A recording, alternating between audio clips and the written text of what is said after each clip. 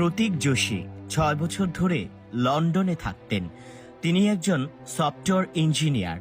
বহুদিন ধরে স্বপ্ন দেখতেন স্ত্রী আর ৩টি ছোট সন্তানকে নিয়ে লন্ডনে সুন্দর জীবন গড়বেন। তখন তার পরিবার ছিল ভারতে। বহু বছরের কষ্ট, কাগজপত্রের ঝামেলা আর অপেক্ষার পরে অবশেষে সেই স্বপ্ন পূরণের সময় এসেছিল। মাত্র ২ দিন আগে তার স্ত্রী ডাক্তার কৌমি ভারতে থাকা চাকরি ছেড়ে দেন। সব ব্যাগ গুছিয়ে ফেলা হয়, প্রিয়জনদের বিদায় জানানো হয়, নতুন জীবনের পথে যাত্রা প্রস্তুত।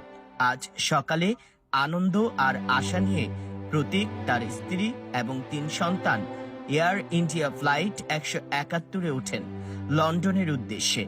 তারা একটি সেলফি তোলে, আত্মীয়দের পাঠায়। নতুন জীবনের শুরু। কিন্তু তারা আর পৌঁছাতে পারেনি। মাঝ আকাশে বিমানটি দুর্ঘটনায় পড়ে।